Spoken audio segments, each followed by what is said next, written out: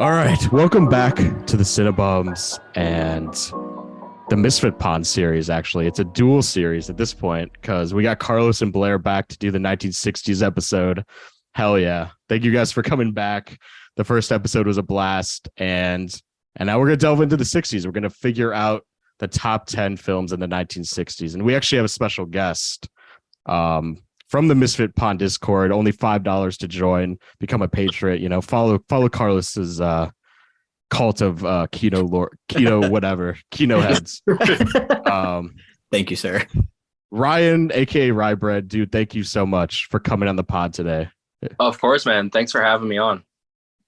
Yeah, we were talking about how great your backdrop is for the people that are watching this on YouTube. You got a lot of film appreciation behind you. Mia Goth, sure. Wes Anderson, all that good. Oh yeah, the memorabilia. Yeah. For sure. Yeah, you beat me. I have no room in my room to go behind like my Criterion shelf, so I'm just like I'm sandwiched into my desk, which I did a lot of work I'm like you're on a chair and a crate. So yeah. I appreciate the effort, but Rye, since it's your first time on the podcast, I guess I'll ask you, like, what's your general taste in movies, and how does that play into the 60s at all? If you could elaborate on that a little bit, so people just get to know you as a film lover.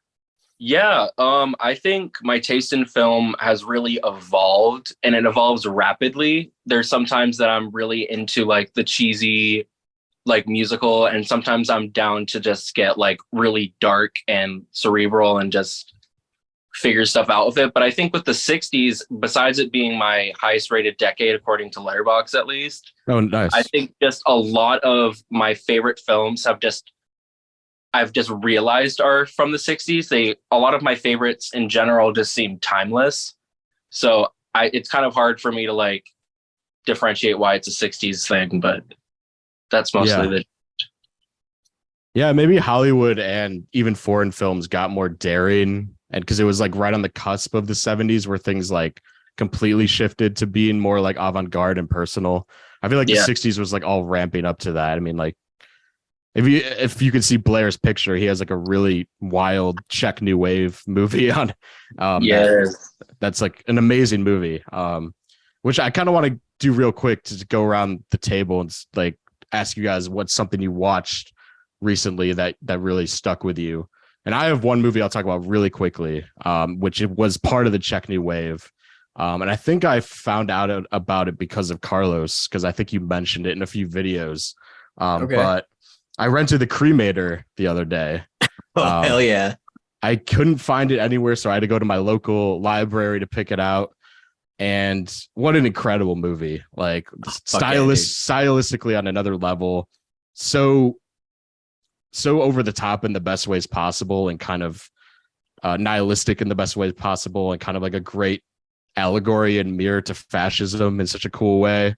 And the lead character is such a shitheel, and like kind of his devolsion into like true mania and craziness is so good, and just such an interesting like aesthetic to it. I don't know if you want to speak on it too, because I know you're a big, and Blaire and any of you guys, if you've seen The Cremator, like I thought it was a 10 out of 10. It didn't make my top 5. I just wanted to mention it because I really loved it. Yeah, dude, I'm flattered that you check that film out because of some shit that I said, because like that film is like that's one of those films that I just feel like is insanely like overlooked. Like unless you're like a huge film lord, kino lord, you don't really know about that movie. Like no one ever talks about it, but it's like one of the most stylistic and timeless movies that no one ever talks about. Like in terms of like the editing and the style to it, it's presented in a way that like for the 1960s, it's just like kind of mind blowing that it was able to achieve what it did stylistically in terms of thematic conveyance and like overall presentation. Like it's a really dark, like as you said, it's a really dark and nihilistic movie. Pretty much like through and through. Like there's like no light at the end of the tunnel with that film at all. But it's a very like daring and, as I mentioned, incredibly stylistic film that as it hasn't aged like at all. Like from like now on, like people watching it now, they could watch it and like really appreciate it as if it was a modern film. So, yeah, I fucking love that movie so much. I'm glad you watched it, dude. Yeah, and maybe it will show up on one of your guys' top fives, and we shall see. I have a strong feeling. Have you other two seen that movie by chance? Yeah, I love The Cremator. Although it's been since pandemic time since I've seen it. I just watched it like on a whim because like Carlos had recently reviewed it. But yeah, I love movies that are just atmospheric and different and dark like that. Absolutely. And like the set design and sort of how detached the whole world building of this movie felt, kind of like his like facility where he cremated people it felt like something out of like Nazi Germany, like kind of imagery you would see like during like fascist dictatorships and stuff like that. So I found that super interesting and like really, really innovative framing and camera work for the time as well. So yeah, I had a blast with it in the best way possible, and despite being like nihilistic and dark. So if any of y'all want to throw out another movie you guys watched in the past like week or two that really struck a chord, go for it. I mean, personally, I've kind of been on a bit of a dry spell. Like I've watched a nice handful of movies, but since Metropolis, like ever since I watched that movie, that was like the last movie that I considered to be like, wow, this is great cinema. I've watched like 5 or 6 movies since then, and I've kind of just been like, yeah, it's good, but not like feeling like I was all that compelled by it. Right. Yeah, I mean, I watched Charade last night, and I wasn't really that huge on that movie either. I know that's like disappointing to say, but I mean, I liked it. It's one of those things again, like I like it, but I'm not like in love with it. I don't think I don't know. I wouldn't go as far to say, oh, it's like a really great movie. Gotcha. But I mean, I recently watched Belle de Jour, and I think that kind of ended the dry spell that I was having, because I think that's one film that since Metropolis, I could say like this is a great movie. So, yeah, those are some good ones. Those are some good. I'm shocked that you. I mean, I'm not shocked that you were not as into Charade, because I think last week we talked about Hitchcock, and he's not exactly your tempo as a filmmaker. And that Charade honestly feels like a major ode to like Hitchcock, like Stanley Donen sort of wanted to like recapture the Hitchcockian magic. But I love that movie also because my dad showed it to me as well, and I love Audrey Hepburn and stuff like that. So I mean, there's like things about that movie that I do love. Like I love the score. I love Audrey Hepburn. I think the quality of that movie, like for this, like in terms of like visual quality, like I don't know if Criterion just did an insane restoration or if it always kind of looked really good or not. But like the quality of that film is like super crisp, like insanely crisp for the 60s. The Technicolor is like seamless. It's like timeless in my opinion. Yeah. And I also like I kind of like the third act revelation. Because for the while I thought it was a really obvious whodunit, and then it kind of throws a curveball there at the end that I really appreciated. So there's things about that movie that I do appreciate, but like overall there's things about it I was like, didn't really do it for me. But yeah, I'm still really glad I watched it and own it, honestly. Hell yeah. Ryan, what about you? I actually today I'd similarly been having a dry spell just because work and stuff, but I finished up the Tale of Princess Kaguya from Studio Ghibli. It was honestly, its approach was so drastically, in my opinion, different than what the studio had done in the past. And it just kind of was like slow and meditative, and it was pretty good. I just finished it, so my thoughts aren't really there. Fair enough. Would you rank it like on the higher tier of Ghibli? I know that's like a really tall mountain of like masterpieces, but yeah, I mean, like the filmmaking and the animation for Princess, in my opinion, definitely ranks in the top half of Ghibli films. But okay, I mean, those movies are so like personal to so like many people that I dare not say what I think is the best one. Dude, I mean, everyone has a different Ghibli number one, which I think is great. And like I have ones that I think like are technically better than others, like animation wise, but there's other ones that just hit me more personally. Like Delivery Service and Howl's Moving Castle are just like really personal to me. But then like Spirited Away and Wind Rises are technically better, but they're all great. They're all incredible. Yeah. And it's just crazy because I watched like my first Ghibli movie like 2 years ago. So like I have none of the childhood attachment or anything, which is that's an interesting perspective. Yeah, because I grew up on Totoro and all the like my aunt she was like traveling all around Japan and stuff, and she fell in love with those movies. So she showed me all of those when I was a kid. Oh, hell yeah. So I have a deep, I love those a lot. And I have posters in my room and that's all that stuff. Yeah. Blaire, how about you? Do you have anything you want to bring up before we get going? It's funny because I am the third person to have a pretty big dry spell of movies the past like month. Like this whole month has been pretty slow, but just last night I watched Millennium Actress by Satoshi Kon. Oh, nice. That film really blew me away. Like so far I love Satoshi Kon like a bunch. Like Perfect Blue is one of my favorite movies of all time. But he's never made like another masterpiece in my opinion until I saw Millennium Actress, and I think this film is like legitimately a masterpiece to me. I can see it not resonating with everybody, but the way the story was told, like with its editing and animation and the characters, which I loved, it was really beautiful and moving for me. Like I got a lot of hints of Holy Motors and Everything Everywhere All at Once, like in terms of like that like actress kind of going through like phases of their career and having that interwoven in like the story. Like I definitely think those two films took hints of Millennium Actress, and I really recommend this to everybody because this is a beautiful film that I think deserves a lot more I don't know, love, I guess. Right. Oh yeah. I've never, besides Perfect Blue, like I agree with you. Like I was never huge on Paprika. I know some people think that's like one of the pinnacles of Japanese animation, but yeah, I'm excited to watch Millennium Actress because it looks like more of a emotional experience rather than like an intellectual exercise like Paprika. It's like so damn confusing and like high concept. It's not as easy and I guess like resonating as the other. But yeah, that's a great recommendation. I think I might watch that this week.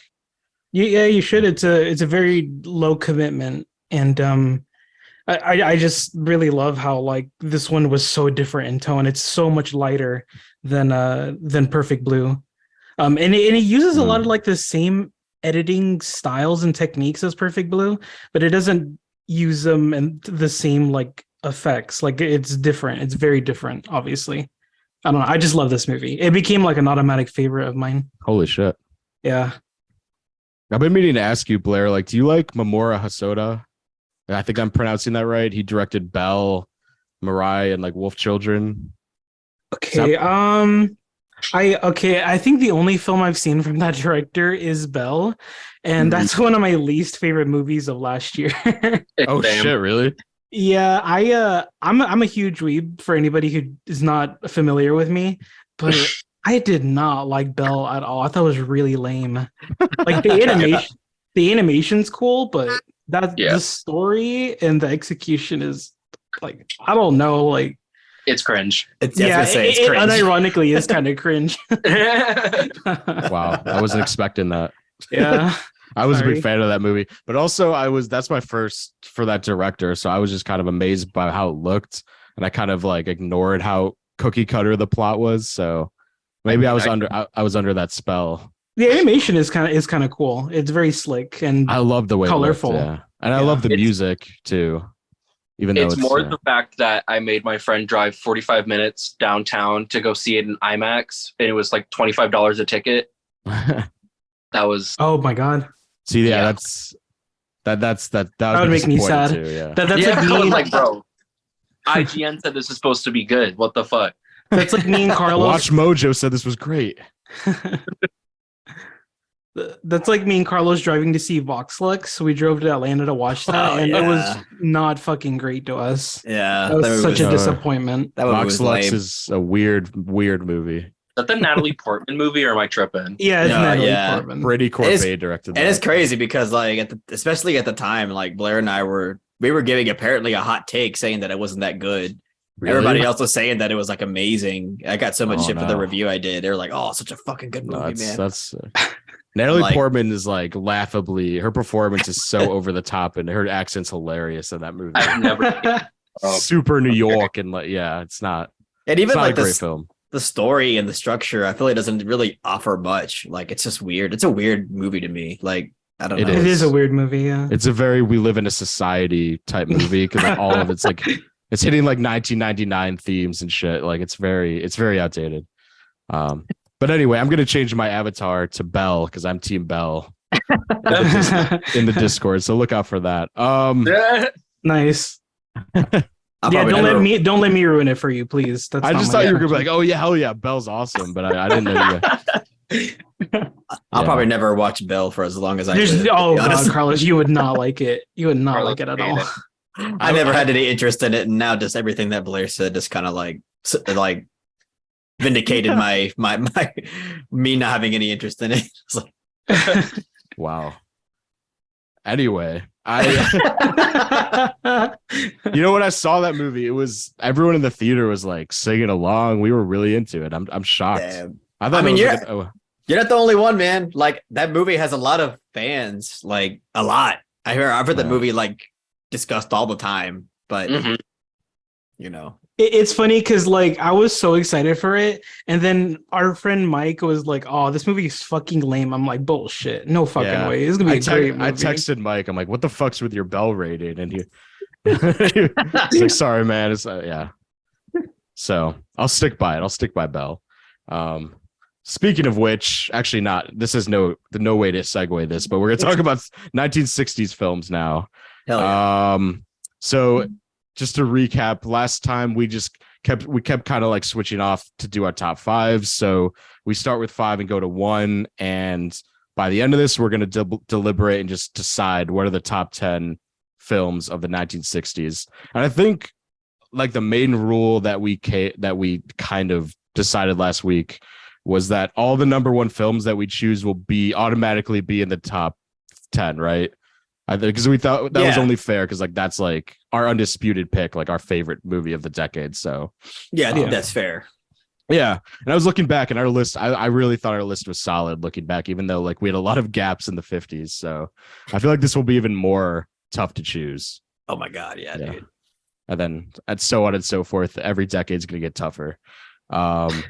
So yeah, we'll start with number 5. Rye, since you're our guest, do you want to kick us off? Start with your number 5 of the 1960s? Yeah. For my number 5, I picked a film from 1964. It is a Japanese film that I actually only ever watched because of Carlos and his reviews on it. Damn. But I picked Onibaba by Kenichi Shindo. Hey, let's go. Yeah. That's definitely going to be my number 5. It had to be in the top 5. Like, I can't really back it up too much, but it felt right to put it there. Hell yeah, dude. I'd love to hear it. That's the same director that did like Kuroneko and Naked Island, right? Naked Island. Shindo. Kenichi Shindo. He's someone I haven't seen any movies from, but he seems like a super promising, like underappreciated Japanese filmmaker. Holy shit, dude. You got to watch some of his movies. Because like Naked Island was going to be in my honorable mentions as well. Okay. Which is very a non-Ryan type movie, but when I watched it was great. That's cool. Awesome. That's a great way to kick it off and going automatically across overseas. I'll do mine next because it kind of fits a little bit because it's also a Japanese film. This is a movie I came across randomly, just like back when Filmstruck was a thing, and it was one of those art house recommendations, but it turned out being one of my favorite films of all time, or at least of the 60s. It's Woman in the Dunes. Oh hell yeah. Which it's it is like an avant-garde piece of filmmaking for sure. Like a lot of the editing choices and the framing choices are very, very ahead of its time, in my opinion. But I found it to be like a very, very deep psychologically like penetrating movie. So it's sort of about alienation and kind of relationships being affected by alienation and kind of this zoo animal quality of these people being trapped together in this pit. It's kind of just like a mind fuck of a movie, and some of the most innovative filmmaking from that decade, if you ask me, and like incredible. I do not remember their names, but the two leads in the movie are just spectacular. And yeah, like that's a movie I watched like 4 or 5 years ago, and I still think about it to this day sometimes, like certain shots and moments of that movie. So yeah, that's my number 5. Which I think, Carlos, you mentioned, like it was tough to wrestle with that number 5 spot because of all the movies right outside of it. So you got to go with the heavy hitters. Yeah. So yeah, Carlos, what's your number 5? Absolutely. All right. So precursor for my list, I picked one director per film. So like, if I actually went with my absolute favorite films, despite the director, I feel like my top 5 would be kind of boring. So, just don't expect multiple films from one director, basically. All right. So with my number 5, okay, like Jake said, this shit was torture. Like to pick the number 5, it was devastating. Like I spent at least like over half an hour just trying to figure out who I would give the number 5 spot. But after spending a lot of time analyzing, personally what resonated the most and what I appreciate more out of the film, I decided to go with The Hero from Satyajit Ray. Oh wow, you've brought that up a few times on the podcast already. Yeah. I brought this up, I think, like the most underrated Criterions, was it? Right. Yeah. Yeah. And I mean, what can I say, dude? Like, I really, really love this film. And in terms of Satyajit Ray's filmography, this is one, clearly that like a lot of people don't really talk about often. It's a film that like I never heard of in regards to Satyajit Ray. Like I always hear about the Apu trilogy, The Big City, Devi. Like I hear about all those movies, but this one had never come up. Music Room, yeah. This one had never come up, and it's ironically the first film that I watched from him, and it fucking blew me away on all phases. In a lot of ways, it can be compared to films like Fellini's 8.5, because it's a very like, kind of like a self-meditative kind of film that kind of like, it's basically the filmmaker analyzing himself and his life in a way and the industry that he belongs to. But yeah, like this film in so many, like aesthetically, direction wise, it is timeless as all hell. There's dream sequences in this film that are just like mind blowing for the time, in my opinion. Not only are they like visually stunning, but like in terms of like symbolism, I think it's very telling and really compelling. The story and the characters are compelling, and what the character resolutions and the dynamics that result in the third act, I think, are really, really great. But yeah, like this is a film that even like when it comes to social themes is like progressive and ahead of its time. So yeah, I mean, I absolutely love The Hero. This is one of my favorite films of all time. I can't wait to watch more Ray films. I feel like I'm going to love every single thing that this guy makes. So yeah, The Hero, excellent film. Great pick. That kind of reminds me of last episode, because you were riding hard for Panther Panchali, even though you haven't seen it. So I feel like that your love of that movie kind of propelled you to be like, to ride hard for Satyajit Ray, which is great. Yeah, like, dude, I ain't never seen that Apu trilogy, but I was like, please include it in the list. I'm glad you did. I love that movie. Isn't a large portion of The Hero take place like on a train? Yeah. That's kind of like the framing device, sort of. Yeah. I mean, like 80 to 85% of the movie takes place on a train. So like, yeah, I love that. I mean, obviously, like it takes a lot of talent and skill for not only from a writing perspective, but for a director to like obviously like make something that takes place in one location so compelling and span it out for a feature length film. And yeah, obviously that's the case with The Hero. So that's another little caveat to it that's really like admirable. Absolutely. My roommate Brennan's going to be happy. That's like one of his favorite movies as well. So, Oh yeah, dude. I need to get on it ASAP. He has the Criterion too, so I have no excuses left. I'll watch it ASAP. Brendan is based.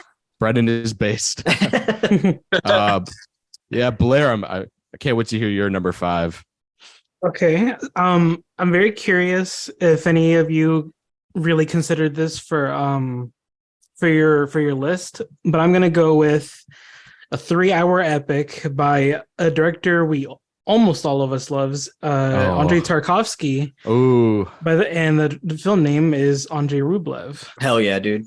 nice. In my opinion, Tarkovsky has 3 masterpieces: Stalker, The Mirror, and Andrei Rublev. And to me, Rublev definitely like sticks out in his filmography. It's definitely his most like, I guess you want to say like conventionally. It's his like most almost conventional film. Like there's not like a whole hell of a lot of like dream sequence editing or that he's like known for. It's more or less about this painter, if I'm remembering it correctly, who has like this like fucking crazy odyssey.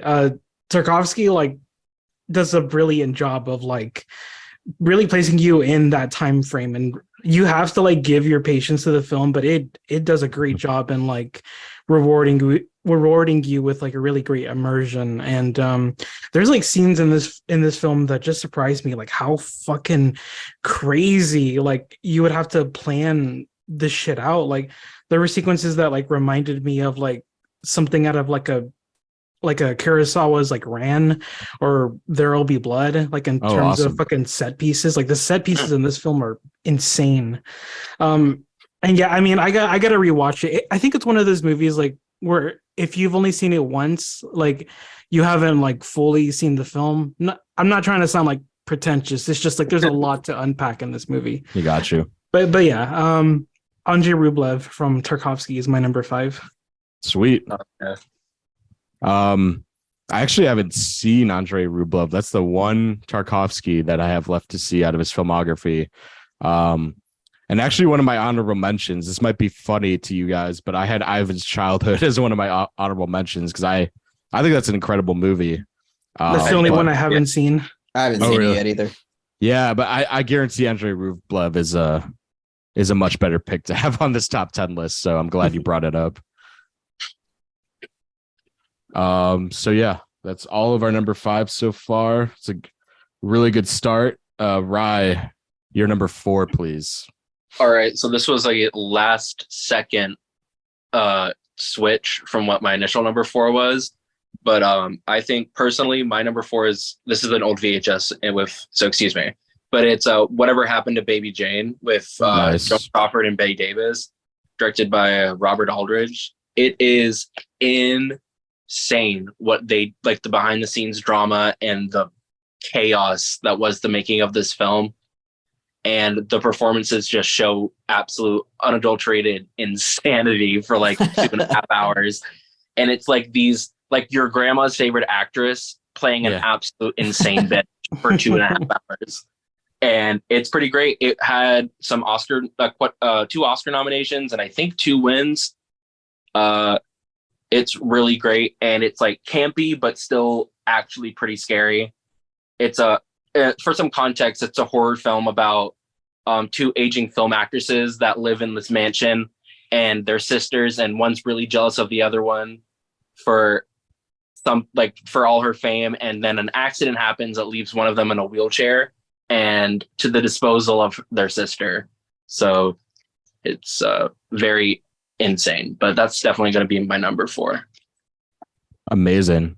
2 Hollywood icons starring in that movie. It's crazy that they were in the same. It sounds like a really whacked out movie for like Hollywood royalty, so that's cool. For sure. That they made that film. Yeah.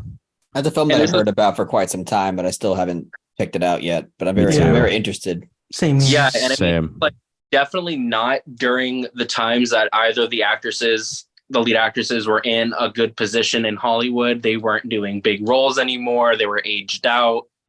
And the film kind of created a genre, like a very niche genre of old lady crazy characters, like horror movies about like aging, being old, like with like crazy women playing them. Like Joan Crawford went on to do this movie called Berserk, where like the poster is her with a battle axe or something. So it started something, I guess. Yeah. Wasn't there a movie with Audrey Hepburn? It's like Wait Until Dark, where it's kind of like a really insane thriller. I think that came out in the 60s too, right? Yeah, I believe it did. I know of it mostly because they turned it into a play in London, I think. Oh, okay. But yeah, there's some crazy shit in the 60s. You just got to look for it. Totally. I think that's a great way to define the decade, honestly. A lot of the movies we mentioned are like cult films or obscure movies so far. So you got to look hard, I guess. All right, cool. My number 4, I'm going to do actually have a criterion for it right beside me.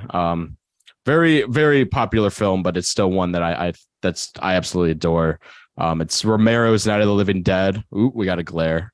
Night of the Living Dead, 4K criterion. I absolutely adore this movie in every way. I'm a big fan of Romero, just the way he mirrors societal ills with the zombie apocalypse, and speaking on race and gender in a really prophetic way, and a really predicting a lot where society would head in terms of like race relations and gender and stuff like that. But in terms of the filmmaking, like that movie was done for such an ultra low budget, and the location, like Carlos was just talking about single location films, like all of that movie takes place within a church, and there's like religious allegories and everything. It's kind of, I always compare that movie to like Jaws or like something where it's kind of accidentally like a lot of amazing lore and like things that went wrong that made that movie just so much more iconic than it already is. And yeah, that's kind of like, I guess that's like my horror film for this list, because like that I considered a few other ones, and but that was a movie that made me fall in love with horror and like zombies and Romero as a filmmaker. So I think it's absolutely brilliant. And I had the pleasure, I saw it like projected in 35, and if anyone has a chance to see it projected on film, it feels like you're transported in time back to like the late 60s, and just like the sort of guerrilla style like filmmaking is just so perfect for that 35 millimeter experience. So yeah, that's my number 4 in a movie I greatly adore. I love that film. I think it's really great. Nice. I need to buy it on Criterion. For some reason, I haven't. Yeah, I also recommend the 4K transfer. It looks phenomenal on Criterion. One of my like blasphemous sins when it comes to film is here we go. I've never no, it's not as, I guess it's not as bad as you think, but I haven't seen the film like in its entirety. I've seen like the beginning, with the he's coming to get you, Barbara. Like I've seen that. But everything else, besides the intro, I haven't really seen it. So one of these days I gotta get cracking and watch it. Same here. But I watched it like 4 years ago, like just threw it on October, like, and I watched it start to finish, and it was really, really great.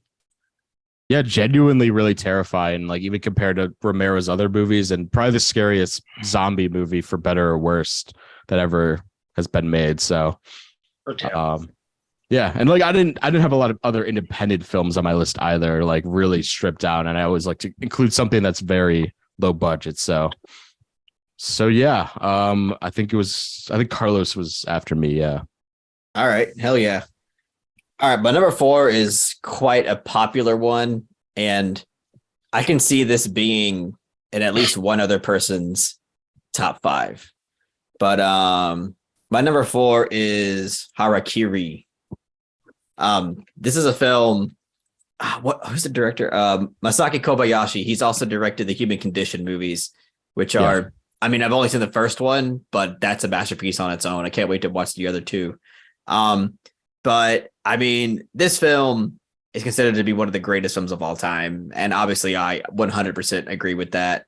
Again, it's just one of those things, like, as like Ryan touched upon like way early before we even started this list, like a lot of the films that I have in here are in here because of the fact that they're absolutely timeless. This is another film that's like a timeless piece of filmmaking in pretty much every way possible. The cinematography is insane. The way that the characters are developed throughout the film is incredibly compelling. The samurai action sequences are incredibly well directed.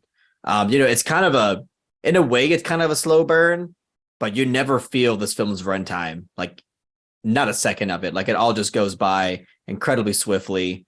This is a film, like if you've been putting it off for a long time, like now's the time to just like finally take the leap and watch it, because I'm telling you, like, you're not going to be disappointed. There's so much that the film accomplishes, especially for the time, that's going to fucking blow your mind. So please check it out. Like, and again, like, as I mentioned, the fucking camera work, like, that's just going to blow your mind too, like, without a doubt. Yeah.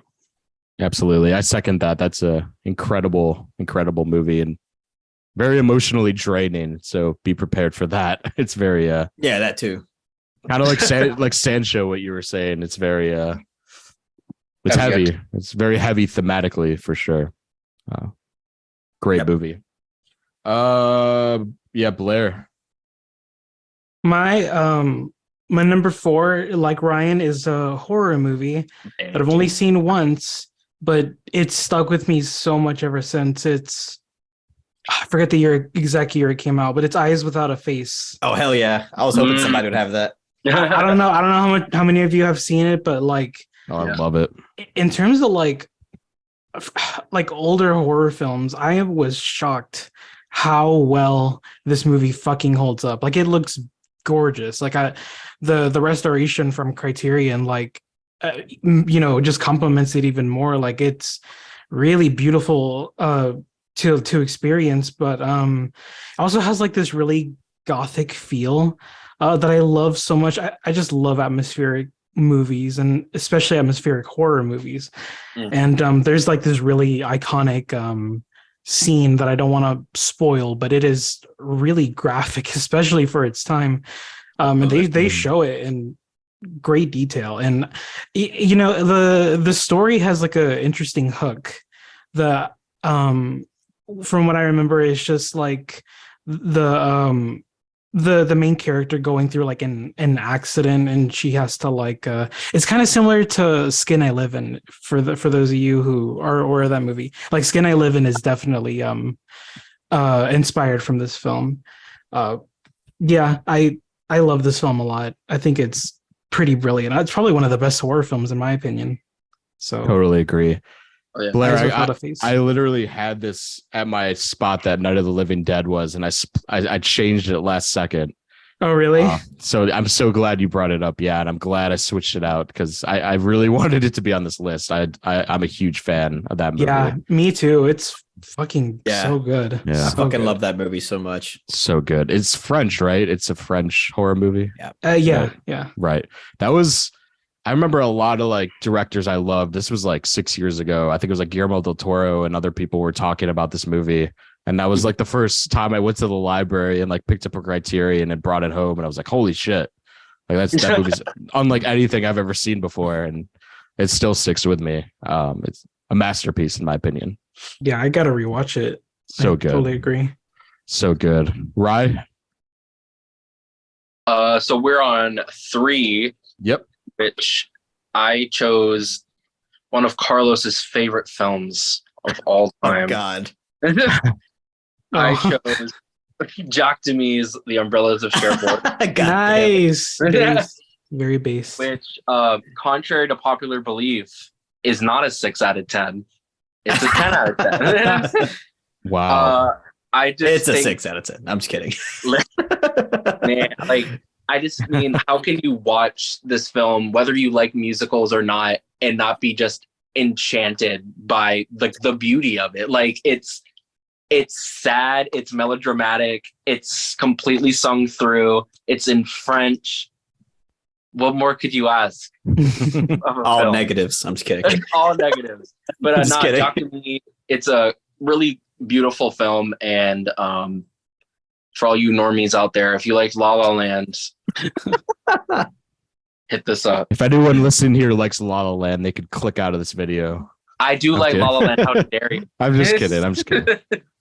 Umbrellas of Cherbourg. That's a film that, like, It's one of those things where it's like I can appreciate all of the objective technical qualities of it. Like I think the color pops out at you, the directing and the choreography, all that's great. You know, all the actors involved are talented as hell.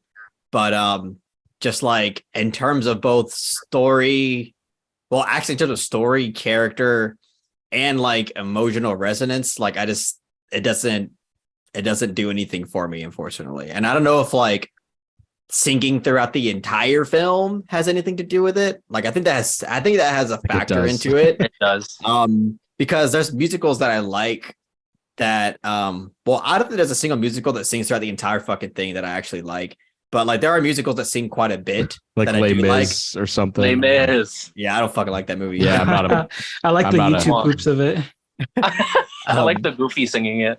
But like, I don't know, like Sweeney Todd is a film that sings quite a bit, in my opinion. Like, it doesn't sing throughout the whole thing, but like that movie, I feel like so much of the personality through these characters with the singing. Like the singing to me doesn't feel like static in that movie, but for some reason with Umbrellas of Cherbourg, it just feels a little like flatline with the emotion. But obviously, it's a me problem because everybody else fucking is in love with that movie. But I still gave it a 6 out of 10. Don't say it. I think we had a pretty heated debate one time in the Discord about musicals. That was yeah, I remember that. I totally wasn't part of that.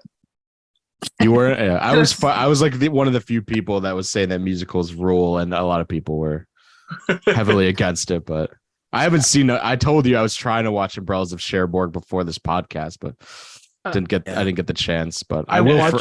I will for you. Oh yeah. I watched it for the first time this month, and yeah, I love it. I think it's great. I think it's really great. Yeah. Have you guys, Rye? Have you seen Lola by Jacques Demy? I have not seen Lola by Jacques Demy. That's a beautiful movie. I've seen that and Donkey Skin, which I just love both of those. But I still have to watch the musicals. Skin. So good. Shout out Charlotte. Maybe have me watch Donkey Skin, and it was sick. It's and so Umbrellas is great, and Young Girls is pretty good. I enjoyed that one, but I haven't seen Lola yet, so I definitely will. I think anyone could really enjoy Lola. It doesn't have any it's not a musical. It's more like a interwoven character study of a really sweet, really great movie. If you're depressed, I recommend you watch that movie. Oh, okay. I'll get right on. I'll be watching it. I'll be watching it. That was a cry for help moment right there. If you're depressed as fuck like me and everyone here. It just comes out of me. Oh God. Speaking of movies that will cure your depression, though, I truly think that my number 3, this is my most basic film on this list, I would say, but it's just a movie I adore. I have a poster of it right above my TV. It's Billy Wilder's The Apartments, which this is my favorite Billy Wilder film. I know last time I said I haven't seen Sunset Boulevard yet because Carlos mentioned that one, which is kind of heresy, but this is a movie I saw when I was really dreaming about being a filmmaker, and this kind of made me really want to be a screenwriter because this is, I think, maybe my favorite script in any film ever. It's just so charming, witty, smart, dark, beautiful, romantic. It like hits every possible facet of emotion you could possibly think in one movie. Jack Lemmon, Shirley MacLaine are so sweet together, and I think genuinely, if you don't enjoy this movie, and sorry if any of you guys don't enjoy this movie, like I would be really shocked because this movie has something for anyone. If you're like from ages 8 to 85, I think this movie's for everybody. It's a great Christmas movie. If you hate big businesses, this is a great movie. And yeah, I think this is Billy Wilder's magnum opus from what I've seen so far. And I might have a feeling that one of you guys might bring up another Wilder on this list, but yeah, The Apartment. Have you guys seen? Do you like it? I love that movie. Okay, good. I've never seen it. Never seen it. Oh damn! I thought I'm shocked. 2 out of 4. Okay. I thought at least Ryan would have seen it. Yeah. I love Ryan's Sunset Boulevard a lot. Oh yeah, masterpiece. That helps. Or close to a masterpiece. That made our top 10 of the 50s. So yeah. It's fucking great. But I tried The Apartment once, and I think I was just a little too ADHD to keep up with the immediate fast-paced dialogue because I wasn't used to it yet. But now I feel like I'm used to it. I could get into it. I tried The Apartment. I escaped. I think The Apartment is probably it's probably my third favorite Billy Wilder because I'd put Sunset Boulevard and Double Indemnity above it, but it's still really good. Yeah. They're all they are all masterpieces for sure. Like I can't fault you for that at all. Yeah. Personally, just The Apartment is like it's like exactly my type of movie. So definitely recommend you all watch it on Arrow Video. It's a nice transfer. Oh shit, really? Yeah. That's pretty cool. Yeah. So they're not all Criterions because I said that before. It doesn't seem like an Arrow release, so it kind of surprised me. I know, right? Yeah, I know it is shocking.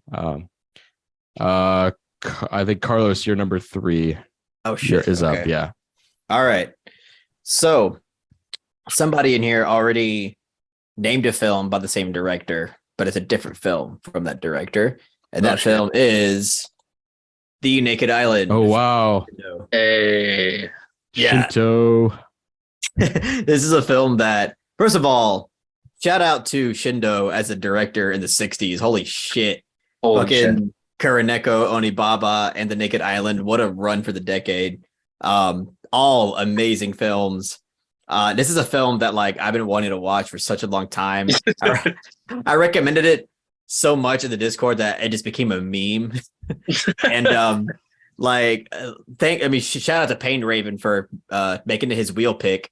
Made it to where I finally got the opportunity to watch this film, and I was blown away by this film. It was 100% worth the wait. This is a visual odyssey in every sense of the word.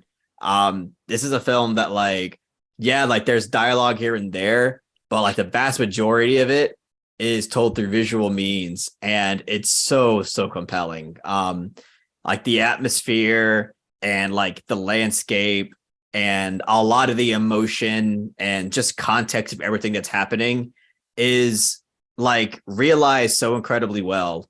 And it's something that you're just immediately sucked into, and it doesn't let go of its grip. And it's just a fucking rooted to reality kind of film that just in so many ways expresses the state of nature and what it is to actually live off the land. Kind of puts it in puts it into perspective what it really means to live in so many different ways. And yeah, there's so many things. I mean, I could go on and on and on about this film, but just in every single phase of filmmaking, this film is a masterclass. I would definitely recommend this film to anybody at any point. I don't think you necessarily have to be a film lover to get a lot out of this film. And even if you're an aspiring filmmaker, I would point to this film to kind of learn how to craft something without really having any dialogue that can send the appropriate message to the audience about what you want to make them feel and what you want them to understand. Yeah, absolutely amazing film. I'm so happy that I own this. I'm so glad that I finally watched it. And again, shout out to Shindo, dude. That dude is a artist. Shout out Shindo. He is an absolute artist, and especially for the 60s, dude. He killed it. Wow. So that movie, Kuroneko and Onibaba are all in the 60s? Yeah. God damn. That's pretty crazy. Did you have trouble choosing one out of the 3, or was it just easy to pick The Naked Island? I mean, it was a little easy because The Naked Island was the only one that I gave a 10, and it was absolutely certain. It's one of my favorites of all time. But the way I would rank it is Naked Island, Onibaba, and then Kuroneko. But they're all fantastic. Gotcha. Well, Shindo's dominating the list so far. He has 2 films already. That's crazy. Hell yeah. Love it. Blaire, your number 3. So my number 3 is another Czech New Wave film. I think it's pretty easy to guess what I'm gonna pick. It's Daisies. Daisies. Let's go. I fucking love Daisies with all my heart. I saw it back in 2018, and I fell in love with it as soon as I saw, I don't know, the fucking opening title is even memorable. And yeah, we love a good girl boss movie. No, 100%. The editing in this film is pretty goddamn crazy for its time, and even now it holds up really well. It's like, I feel like it would be easy for some people to be like, oh, the film is just like lol so random, but I don't get that at all. I genuinely do love like the kind of like the tearing down of like these women's expectation and like society, and how they're just doing whatever they want. They're just giving in into their hedonism. Not in a bad way. Like I love it. It's so satisfying to watch these girls wreak havoc on their environment and on the movie itself. They're literally like invading the movie and breaking it. And it's just so creative. It's like, it doesn't even really have a plot, but the filmmaking is just so fun to watch and creative that like their joy is like really infectious. The main characters, or the prototypes, if you want to say that, like they're just, I don't know. This film is one of a kind in my opinion, and I think it's one of my favorite films of all time. It's fucking incredible. Yeah, if you haven't seen Daisies, please watch it. It's amazing. I've yet to see it. 100%. I second that. That film is so much fun, and it's like such a stylistically compelling film too. Like, especially when it comes to the editing, like holy shit. I remember experiencing that the first time. I was like, how are they able to edit all this manually in the fucking 60s? It's like jarring. 60s. Yeah. Because the 60s, like they more than likely had a fucking, I mean, not more than likely, they like pretty much 100% certainty they had to do all that shit manually with scissors. Yeah. And shit. They were cutting strips of film and stuff. Yeah. Like, I don't know how they. That's and crazy. like the color palette and everything in this movie too is like super ahead of it. So good. It's amazing. Yeah, and like it's I mean, yeah, it's a movie like like Blaire said, that it's like some people could just see it as like obnoxious and random, but for me, like, I don't know, I just had so much like once the character, like once I started understanding like the shtick of the characters, I was just like all in for the ride. It's just 100%. super entertaining stuff. And it is nihilistic, as you were saying. Like we were talking about the cremator before. This is like more a lot nihilistic kind of for the feminine perspective, which is so interesting for that time, and like really ahead of the curve, in my opinion. Like a really, really important movie in the grand scheme of things. Like something like Agnes Varda or other female directors at the time were probably like really inspired by. So yeah, absolutely. Daisies is like playfully nihilistic. I know. When like the cremator is just kind of like darkly nihilistic. Yeah. But yeah, A man who's like this close away from becoming Adolf Hitler any second, you know. Yeah. He's like on that road. And yeah, I love that movie too. I just miss Daisies and 35 millimeter though. There was not a day I could go. I was working all the days it showed. God, that would have been crazy to see on film. 100%. I might go see, because I've never seen it. I might try to catch it when it's at the Alamo this month. Oh, nice. You should, dude. Alamo has so much good shit. They do. This crazy. They do. Hell yeah. I love that made your list. We're in the top 2 now, so these are gonna be spicy. Rye. Rye, what's your number 2? So I feel like I'm Meryl Streep and Sophie's Choice right now, because I'm dead ass looking at two very different types of films. One is really minimalistic and stripped down, like drama, and the other is like this, like how the fuck did they make this in the 60s? Super philosophical, like masterpiece. But it wouldn't be fair if I said that my personal top 5 wasn't one that I own 4 different versions of. So I'm actually gonna go with Stanley Kubrick's 2001: A Space Odyssey. Okay, dope. Hell yeah, dude. Oh, nice. Yeah, I'm just glad to see it. That's awesome. If you would have told me less than 2 years ago, hey Ryan, you're gonna really like this fucking really long, deep, big brain movie, I would be like, nah. But I watched it, and after the 3rd time of me trying to watch it, I just said, fuck it, I'm not watching the ape scene. Skipped right through the ape scene because I'd seen it 300 times. Yeah. And then I dove into this film, and when I tell you it was actually hypnotic and crazy how incredible Stanley Kubrick's vision and like filmmaking is. So I highly recommend, if you're one of those people that still haven't seen this movie because it's long, or you're getting new into like getting into cinema, I highly recommend 2001: A Space Odyssey. Oh yeah. Yeah, that was bound to make someone's list. Yeah, I did not expect it to be yours though. So that's a pleasant surprise. Yeah. Yeah, that's that's a good way to cap it. Yeah.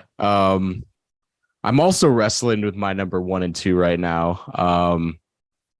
One of them has already been brought up, so that's why I'm kind of wrestling. So I think at my number, I'm gonna name an honorable mention right now. I'm gonna place it in my number 2 spot because I had Daisies as my number 2. Oh, but since Blaire said it, it's gonna make the list, I think, in general, because it's technically on my list and Carlos likes it too. So I think it's safe. So I'm gonna bring out another movie just because I have so many other ones. And shit, I have the Criterion, but I won't go. I'll just talk about it. So my number 2 is Blow Up by Antonioni. I don't know if you guys have seen that film. It's Antonioni is a complicated filmmaker. I haven't really jived with a lot of his other work, but Blow Up is just honestly, I think, one of the coolest films ever made. If you don't know the plot, it's basically a man takes a photograph that is kind of mirroring a murder that is happening in real life, and he kind of uses that photograph and like his technical skills to sort of piece together the murder. And it's all about location and the image. If you've seen Blow Out, the Brian De Palma film, like they're very similar in plot and structure. One is just much more formalized, which is Blow Up. And Blow Out by Brian De Palma is much more like an exploitation 80s genre movie. And I love them both so much. But Blow Up is just, if you haven't seen it, it's just one of a kind tone. It's super erotic and super jazzy and cool. The sets are so 60s and so like Italian 60s, like very classical and elegant. And the mystery is just so intriguing to me because it's like kind of the ideal of solving a murder with the power of image and filmmaking. Because it is like an allegory for filmmaking being like kind of ahead of the curve and being such a integral part of our lives. And just kind of the capturing of images is so powerful. So yeah, I think this movie is just super influential on so many filmmakers. I know De Palma and like Tarantino and all these people have cited this movie as one of their favorites. So it's a very film schooly choice, but I absolutely adore that film. And if you haven't seen it, I like watch that and watch Blow Out by Brian De Palma. It's a great double feature if you ever want to do one of those.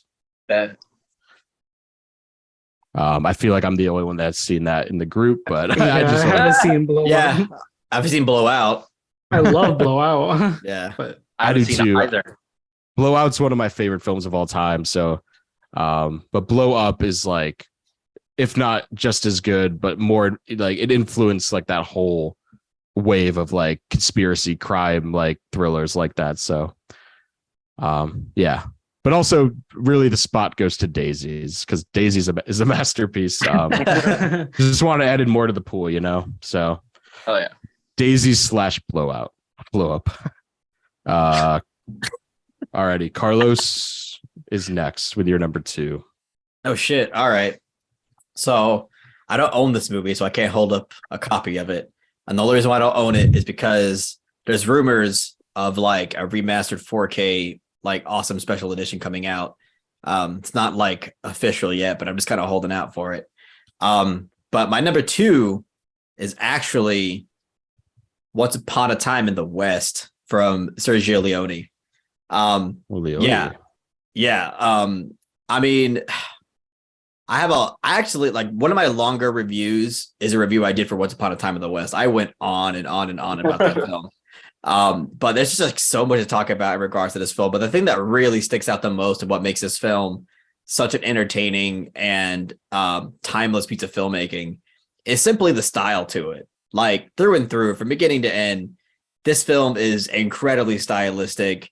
And you could tell that Quentin Tarantino is insanely inspired by Leone. I mean, The Good, the Bad, and the Ugly is probably the better example to point to in terms of like Tarantino's inspiration.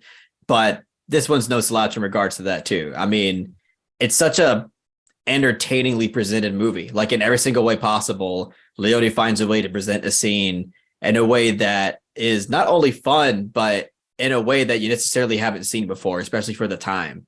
I mean, everything from the transitions, the framing, the use of sound design, the use of score as well. Again, something that obviously inspired Tarantino, especially the way the score is used. Like characters have their own kind of like musical score theme to them. And the way that like when characters come on screen, their own like theme song starts playing. It's just like such a fun and riveting piece of filmmaking. And it's like a 3-hour epic, basically. And like to me, this film flies the hell by. Like every bit of this film is just insanely entertaining. All the characters stand out. They have such entertaining and distinct personalities. And again, like the presentation and the style to this film is what really elevates it and makes it one of my favorite films ever made. I love everything about this film. To me, this film is clearly a 10 out of 10 masterpiece. I can't recommend it enough. Like even I mean, in my opinion, even if you're not huge on the Western genre, this film I think would be the exception because it's just presented in such a fun way that I think it'd be hard for anybody to be like, oh, I was bored. But yeah, I absolutely love this film to death, obviously. I feel like Leone always crossed the barrier for people that don't love Westerns. I feel like if you don't, then you could even enjoy like one Good, the Bad, and the Ugly and like the Vengeance trilogy and all that stuff. I feel like he's really palatable to a lot of film lovers too. And I've heard that's his masterpiece. I've yet to see it. Oh shit! Did you haven't seen it? Oh, no, I've seen like every other Leone movie too. Like that, the runtime always scares me, but I got to do it. I mean, people always kind of battle with, you know, is it Good, the Bad, and the Ugly or Once Upon a Time in the West, his like best film. You can't go wrong with either answer because they're basically both masterpieces.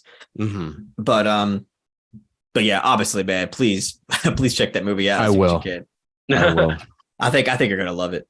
I love Leone so much. Like I thought about Good, the Bad, the Ugly is one of my deep honorable mentions that almost made number 5 because you could kind of call that like Italian because he's like that movie's dubbed to hell, you know. Like that's the one I was talking about earlier in the DMs. I was like, well, technically, you know, if we go by like the filmmaker's like nationality, technically he's Italian. So I only have, you know, I actually have somewhat a diverse list in my top 5, but I'd have 2 Japanese films, so there's that.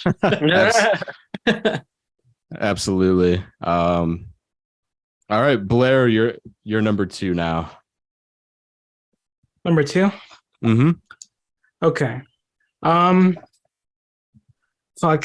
So I was wondering again if this one was gonna make anybody else's list because I think it's a pretty big one. It's like a kind of a 2001 situation. So I'm gonna go with Persona by Igmar Oh, Burton. nice. This is another film that I watched for the first. I mean, it's fine. It's fine. I think we know what's coming next. It means you have good taste, Blaire. It's okay. I think, yeah, we have similar tastes. It's okay. Go for it. Go for it. Sorry. It's okay. I saw it for the first time just this year, and I was like, "There's a lot of expectations, like and hype surrounding this movie. It's going to be pretty hard to live up to it." And miraculously, it did. This film feels so ahead of its time. The editing is, I know I keep talking about editing this episode, but it's pretty fucking brilliant. It's like from the opening credits, I was like, what the? I was like, I did not expect any of this shit. It's just so insane. Like I was blown away. The performances are all stunning, and I love that it's like a chamber film where it takes place like almost in all one location. It's very like introspective and has a lot of themes going on. I don't even know how to unpack this film. It's just to me, I think it's probably going to be like one of the greatest films ever made. Like it's, I need to rewatch it because there's a lot going on. I love it though. I think it's a masterpiece for sure. 100%. Of course. I think that movie's inspired so much too. Like I remember watching that for the first time and I kept thinking about Mulholland Drive, and that sort of character dynamic and stuff. Oh yeah. Kind of how like those blending together personas in like a very surrealist headspace. And that's a movie that like really jump started my love for Bergman and just kind of classical art house movies. That's still the king in my opinion for Bergman. Me too. Yeah. Persona had a lot of sequences that like actually creeped me out too. I was not expecting that. Yes. I did not know about that. Like those kind of edits and scenes going in. It's really interesting. Absolutely. Well, I'm happy it made it again, even though it ruined my top. But so I got an alt. I got an alternative. So cool. Sorry. No, you're good. I'm glad you picked. We have the same like top three, I think. Well, we'll see. Rye, your number one, please. All right. So my number one, I'm gonna try to tie it into Persona, but do not think I'm comparing it to Persona. But it is a chamber piece. It is about has some really incredible acting. I own a CD, book, DVD, and VHS copy of this. Wow. Let's go. Laserdisc? You have a Laserdisc? I might get it. And the fact that there's not a Criterion for this fucking movie is a goddamn crime. It is Who's Afraid of Virginia Woolf by Oh shit. Oh. Nice. I think that if you're looking for what Hollywood was starting to be capable of doing in the 60s, you have to look no further than this film.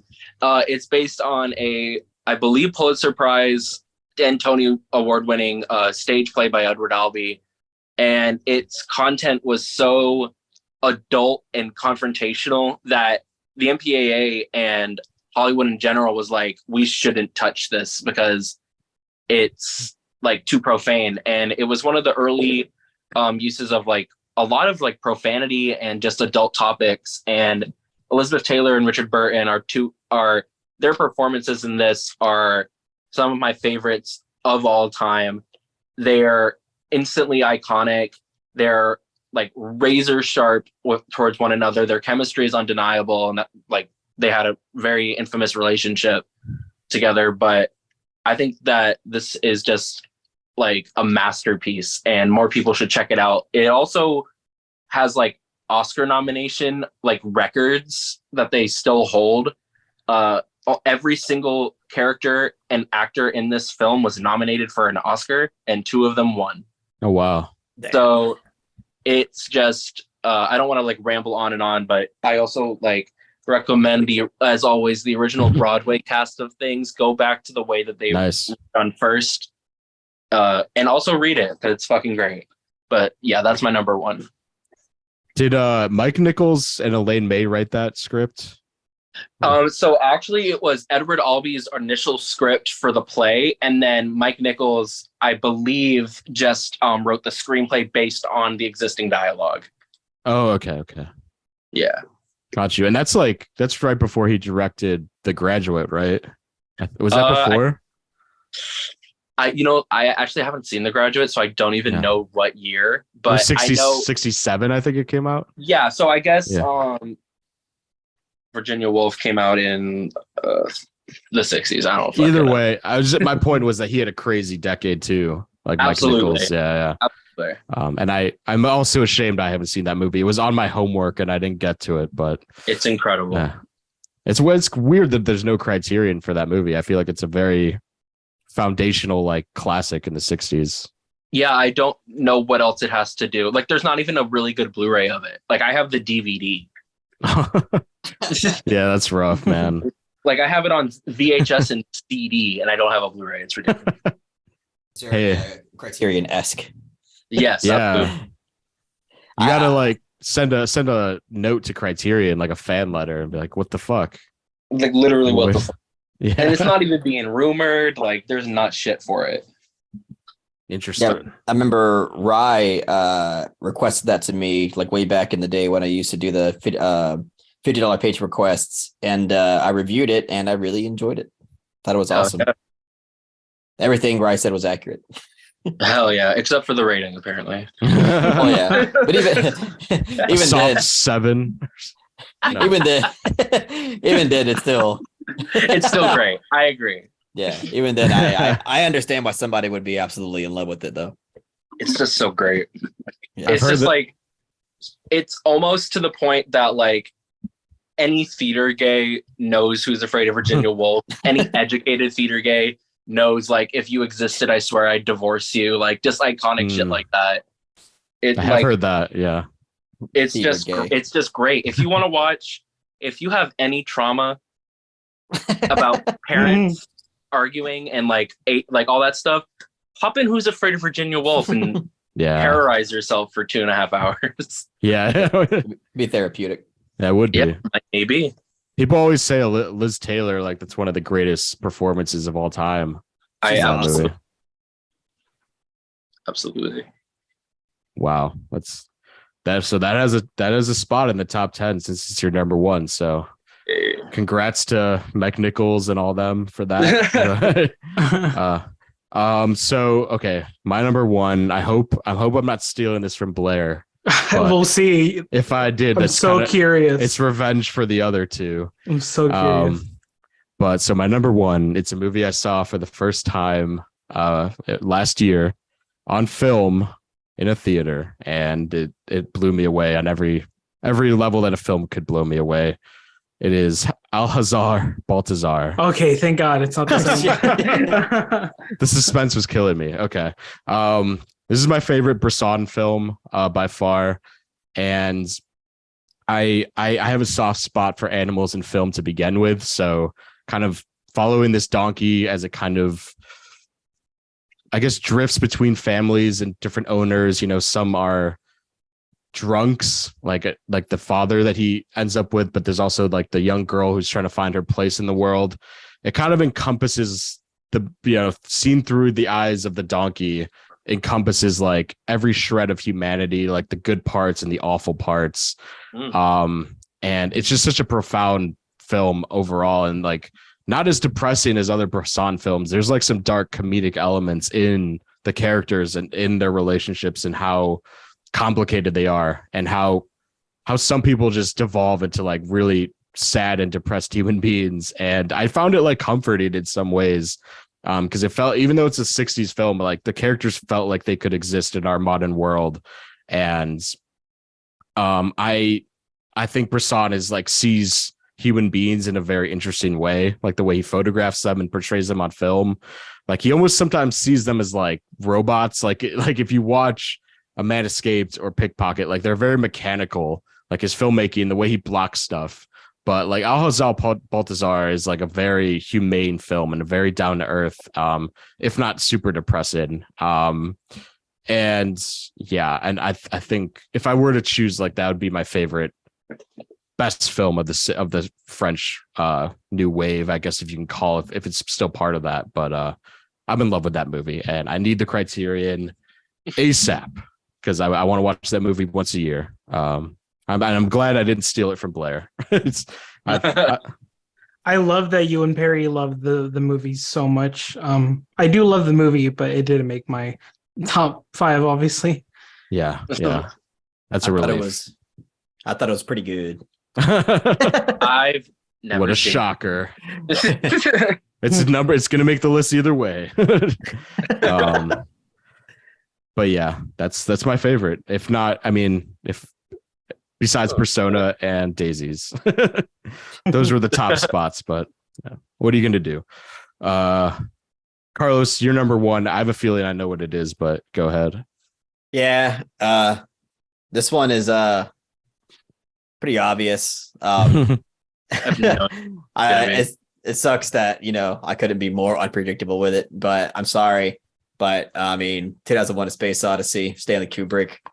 Hey. I mean, what can I say? I mean, objectively, this is like, obviously, like, you have to say, like, even if you're not the biggest fan of it, like, and technicality of like the skills that were required to bring this film to life for the time being is like undeniably insane.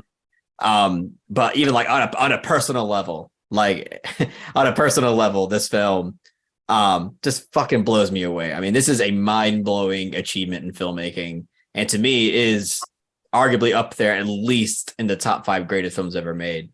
I mean, like, it's everything. Like, it's artful, it's entertaining, it's philosophical, it's existential, it's evolutionary thematically, and both its place in cinema history. Yeah, like, there's just so much about this film that is so compelling. I watched this in an IMAX screening a few years ago, and I think to this day that is the best cinematic experience I've ever had. It's just such a like, this film just transports you unlike any other, especially like witnessing it on the big screen like that. And again, like, this film in every single way possible is just so enriching and so compelling, like thematically, and how it expresses the technological advancement of the human race, and how we've evolved and how we will continue to evolve in ways that will more than likely be our own demise, I think is just like demonstrated in such a compelling way. And obviously, like, the effects and the cinematography, the production design, all that shit is just like, I don't know, dude. I have no idea how they were able to pull this off. Stanley Kubrick is a freaking evil genius. I mean, if he could pull off the moon landing, he pulled this off really well. True that. But nah, yeah, I fucking love this film just so much through and through. Everything about it to me is absolutely perfect. And I mean, as I mentioned, this film's like insanely artful and interpretive, on top of it just being really engaging. I mean, the ending is just so batshit insane. I remember the first time I watched it, like, I knew that, like, this was considered to be the greatest film of all time, and I wasn't expecting that ending based on that assessment of the film, because I thought a film with that, like, insane abstract of an ending, I thought would be more divisive. But apparently, like, Stanley Kubrick was able to pull off something so abstract in a way that, like, everybody could kind of like be compelled by, which is something that's insanely difficult to do. So, yeah, fucking love this movie to death. I mean, this film's been talked to death already by everybody that's ever existed, but still a fucking amazing movie. Hell yeah. Yeah, I remember I saw that movie projected on 70 millimeter one time, and it's like, it was exactly what you were saying about being transported to another dimension, and having like the 2 hours, whatever, 2.5 hour runtime just fly by because you're kind of entranced. And yeah, that's one of my favorite Kubricks, and kind of like last episode, I knew exactly that. I knew people were going to bring it up, so I just didn't even bother put it on my list, because it's a masterpiece, and like everyone, and that kind of goes for all the Kubricks, I feel like any one of them can make the list. So yeah, I probably would have put Dr. Strangelove on the list if I didn't give myself the rule of only including one film per filmmaker. Alrighty. So Blaire, we got yours, and then we'll move on to the final 10. All right. I'm curious if this is going to be a shock to anybody, but honestly, this is the one I definitely thought about the most. Like, what is my favorite of the 60s? And that spot is undoubtedly, for me, going to go to Rosemary's Baby from our favorite director, Roman Polanski. Such a good guy. Our favorite human being. No, if you were to honestly ask me, like, what is the best horror movie of all time, Rosemary's Baby to me, like, might be like number one. I adore this film. I really think it's brilliant, and I've only seen it twice, but like, this is the film I find myself thinking about like a lot. It was such a like uncomfortable, visceral, and unnerving experience, like, especially for the first time. feeling like Mia Farrow's like plight during the movie and everything she struggles for is really like anxiety inducing and disheartening. And not to mention all the performances in general are really great. Like this film also stars John Cassavetes, who plays a really great douchebag. Yep. And like, okay, I don't think this is like spoiling the experience, but like there's the hints of like it's kind of I don't know, paranormal. It's more like an undertone. It's not like prevalent in the film. It's very implied. Well, the ending is like divisive. Won't get into it really. All I'll say is like I love that ending. But I know Carlos is a big fan of it, but it's fine. I personally just legitimately think this film is brilliant. Like every aspect of filmmaking. It is like kind of reserved. Like there's no like I don't know, like batshit crazy moments until like the very ending. But no, this film is incredible in its subtlety and its screenplay and acting and directing and God, this is an incredible film. It's my favorite. So Rosemary's Baby. Hell yeah. Part of why it's so brilliant too is what you were saying, how it kind of it restrains itself to the very like final 30 minutes, and it's a lot about what you were saying, like atmosphere and like kind of a slow burn aspect to it, where it's very there's a lot of red herrings. Yeah, and it's kind of like a mystery up until like the final 30 minutes. And yeah, like it's like you feel like kind of penetrated by her surroundings and everything. It's just so it's just brilliantly done by a director who I will not name anymore. So yeah, that's a great pick. Hell yeah. Thank you. I'm gonna read all of our lists again one more time, and I'll probably throw a little graphic up on screen, and then we can get into the top 10 list. So our guest Ryan Rye Bread, his top 5 is Onibaba by Takiko Shindo. I butchered that bad. Taquito Shindo. He started Taquito Company after he directed, right? Perry's a big fan, I hear. Shindo. I can't pronounce shit at all. It's one of my defects. Whatever happened to Baby Jane at number 4, Umbrellas of Cherbourg at number 3, 2001 at 2, and Who's Afraid of Virginia Woolf at number 1. Carlos, The Hero at number 5 by Sachi Ray. Harakiri at number 4. Number 3 is The Naked Island. Number 2 is Once Upon a Time in the West, and number 1 is 2001: A Space Odyssey, which is going to be very high on the list because I made 2 people's lists, which is the first time that's ever happened, which is crazy. Blaire's list: number 5, Andrei Rublev. Number 4, Eyes Without a Face. Number 3, Daisies. Number 2, Persona. Number 1, Rosemary's Baby. And mine's all over the place because I had all these honorable mentions, but the real list is Woman in the Dunes, Night of the Living Dead, The Apartment, Daisies at number 2, and Al Hazal Baltazar at number 1. And Persona like a deep number 6. So I guess we'll do the final list, which I'll start with all of our number 1s making that list. So Virginia Woolf is for sure in there. And then Carlos 2001, Rosemary's Baby, and Baltazar, which might be controversial to some, but okay, so now we got to decide 6 through 1. For the 6 through 1 spots, I mean, Blaire and I both had Daisies on there, so I think it seems like a safe pick. That's an automatic, and I think that Carlos liked it at least. So yeah, I loved it. Yeah, you had great things to say about it, so yeah. I feel like that's for sure. Let's start with the Rise list. We already have 2 of them on there. Yeah, I don't think Umbrellas is gonna make it. I'm sorry because we haven't seen it, and Carlos gave it a soft 6 out of 10. Damn, I wish I threw an honorable mention because no. You had 2 films make it already. That's pretty great. Oh no, not in that way. I mean, you're welcome to. If we run out of movies, you definitely can. Yeah, of course. Yeah. Baby Jane. I sadly none of us have seen it. Nah, it's chill. But I'm glad you brought it up because I really want to see it. Oni Baba I haven't seen, but I feel like you and Carlos both vouch for that film pretty heavily. So I feel like that could be in consideration. So I'll put an asterisk on that one.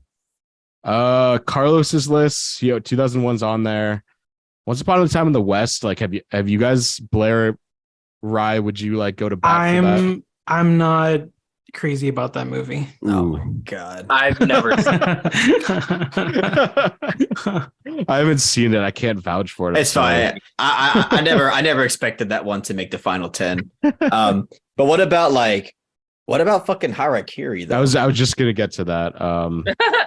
The Naked Island, I haven't seen. I would vouch for it. I do love The Naked Island, yeah. Okay, I would asterisk that one. Harakiri, see, that's what I was gonna say. That's the one from your list I would for sure probably like that one. That one is like almost like an essential when it comes to 60s. Like I know, but Never like, seen. Blaire, have you seen it? Which one? Sorry? Harakiri. I haven't seen that one. Oh sorry. my god. I think I'm gonna still asterisk it though, because I feel like it kind of has to be there personally, but The Hero, sadly, I think that's more of like a shout out personal pick. Yeah. I do love The Hero though. I love Ray. Yeah. Oh, you love it too? Yeah, I love The Hero. Yeah. I'll asterisk it. These are like maybes right now. They're not for sures because we have a lot to go through. Persona, I think might have to go on there. Yeah, that's what I'm thinking. Yeah, I agree with Persona. I'm just gonna go and throw it on the list because we all were like, unanimously like in love with that movie. Daisies is already on the list. Eyes Without a Face. How about that? Because like we all kind of. The thing is, like, I love that movie, but I have like some honorable mentions that I would put above that. Like The Cremator, I think deserves to be on this list, even though it's not even in my top 5. That was my honorable mention as well, but. I don't know how many have you all seen The Cremator or Nah. Yeah. I thought it's a 10 out of 10, but also I also think Eyes Without a Face is. Oh, okay. I do love The Cremator as well. No, I'll write The Cremator down though, because I think that is a chance. What about Andrei Rublev? I have no place in that argument. I have no ball. I do think it's a great movie, but I wouldn't put it in the top 10 of the 60s personally. Ooh, okay. All right. Yeah. What were you gonna say? I was gonna say that I was surprised that Psycho didn't make anybody's list. I know that was an honorable mention, and I talked about Hitchcock last time, and I feel like it didn't go like my way at all. So I haven't seen the Psycho. Oh, the Psycho, so good. The Psycho. You've seen Gus Van Sant's remake of Psycho? No. No. That's good. Okay. Can I go through I need to go through mine real quick. Oh, yeah, go okay. ahead. Yeah. Baltazar is already on there. Daisy's is already on there. I don't know if any of y'all would go to bat for The Apartment, but that was also kind of a personal choice, but I don't know. It is a really great movie, though. I don't have any comedies on here yet, so. But, okay, I feel like it's that or Woman in the Dunes would make the list. Like I love Woman in the Dunes. Yeah. I put The Apartment. Ooh. So I put The Apartment over Woman in the Dunes. Shit. We'll come back. We'll come back to we'll choose those later. What were you gonna say, Carlos, about your honorable mentions? I'm trying to see. In my honorable mentions, the only ones that I could see making it, like in terms of what we all agree is great. Honestly, I don't know if there's any more left because I think a lot of these y'all haven't seen, like Funeral Parade of Roses. I want to see that. I want to watch it so bad. That's by the way, I was battling with my number 5 spot with The Hero, The Cremator, Persona, and Funeral Parade of Roses. It was like me trying to pick between all those fucking movies. Obviously, I went with The Hero, but I'm trying to see if there's anything else that I have here. What about? Have y'all seen Battle of Algiers? I was just about to say that's in my honorable mentions too. I would highly consider putting that on, but it sounds like Rye hasn't seen it, and I haven't seen it. You haven't seen it. I have the I'll write Beatles it Yellow down, Submarine. Yeah, right. Nice. You have the what? The Yellow Submarine, the Beatles. Oh hell yeah! I fucking love that movie. Still haven't seen it. What about Yeah, I Am Cuba? Holy shit, you have the VHS? Yeah, bro. Holy shit, that's awesome. I got it at the Alamo for $1. yeah, they Holy have all fuck. their VHSs there. They're so sick. Yellow Submarine, baby. Hey. Nice. I haven't seen that Still since I haven't was like a fucking- kid. Well, I'll stop saying my mentions because I don't think anything else is gonna really make it. But I Am Cuba is a fantastic movie. Y'all should watch. I really need to see it. Um, The only honorable mentions all throughout was I had Battle of Algiers. Midnight Cowboy is a film I really love. yeah, that's a good one too. Really great X-rated Best Picture movie, which is like unheard of these days. I think that's a great film. There's a film by Godard actually that I really like called Vera Savi. I don't know if you all. I have that on Criterion. Oh, you do? Have you seen it? Yeah, I haven't seen it. Oh, I think Blaire, you'd really love that movie. It reminds me of like La Strada in certain ways. Oh, because it nice. kind of just chronicles the life of this call girl. Mhm. And it's really great. Like it might make my personal like top 10 of 1960s list, but yeah, I'll second Carlos on Cremator and Battle of Algiers for definite possibilities. But Okay. did y'all Rye or Blaire have any honorable mentions that could make it? I know you mentioned Psycho. I did. Yeah, I did say Psycho, but honestly, the rest of my honorable mentions are like musicals that aren't going to get in, a short Yeah. film, another Bergman, and something else. So I honestly don't really have much to put out. So That's are we fair. doing for this top 10 list? Are we also doing the rule of like one film per filmmaker thing? Yeah, I mean, I could. I mean, we don't have to. That was your rule, I think, right? I don't. Yeah, because I was gonna say like, I mean, Oni Baba would be very high up on my, and I know that made Ryan's list, and I would vouch for that any day. So I know. Hell yeah. I just haven't seen it. I haven't seen it. say I would way rather have Harakiri. Harakiri should be on this, honestly. Okay, if you guys have no objections, I'm gonna put Harakiri because I feel like That's fine. if you've I've seen the never- movie, it's I like have no yeah. second. Sorry. So the other maybes that we have are The Naked Island. We have The Hero by Saoirse Ray. We have Eyes Without a Face, The Apartment, Cremator, Battle of Algiers. That's pretty much fighting for the top 3 spots. I mean, I'd hate to vouch for my film again, but The Naked Island, I feel like deserves to be on there. If we don't have a Shindo film on there, We don't. and That's pretty fair, much, yeah. And that's loved by 3 people in here at least, Mhm. right? Because me, Yeah. I love it, Jake Mhm. loves it, and Blaire loves it. I So- haven't seen Naked Island. Oh fuck! Yeah. I love it, Carlos. Ryan loves it. That's right. I'm sorry. Okay, we could put it in. So like that over Onibaba for sure. Yeah, I would say Yeah. so. I feel like my honorable mentions probably won't make it. Oh yeah, I- sorry. What were yours? Go ahead. So I have 5. La Dolce Vita, that came so close to coming into my top 5. Cleo from 5 to 7. Oh, I love that film. La Shit. Jetée. I know that's a short film, so I was never gonna like I put actually count Logitech it. in honorable. Yeah, you mentioned that too. La Piscine Mm. Oh and shit! Yeah. Alcazar Baltazar. Hell yeah. I would highly vouch for Cleo 5 to 7, but I don't think you guys have seen that one. But that's Nope. that's one of Agnes Varda's best films. Oh yeah. My gosh. So I want to fight for one of mine though, real quick. Okay. But no, not even fight. Just bring up The Apartment or Women in the Dunes because I feel like I would really like one of those to make it. So like, which one? My vote is Woman in the Dunes because I haven't seen The Apartment. I haven't seen either. Carlos You know said what? The Apartment, right? I did say The Apartment, but since Blaire has seen Woman in the Dunes and loves it, I think we should go with that because I also do really like that movie. Nice. Okay. Cool. We'll keep it with the really dark movies on our list so far. So we got one spot left. Damn. Shit. So the other ones were Eyes Without a Face, Cremator, Battle of Algiers, The Hero.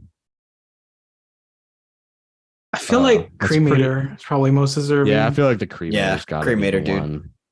That's really got to be the one, right? Even Yeah. this is the darkest list for a top 10, but it's like I feel like if I'd seen Umbrellas of Cherbourg, I feel like it might have had a chance. My other one was West Side Story, but I knew that was Oh out of yeah, I love that film too, man. I really do. I've never seen it.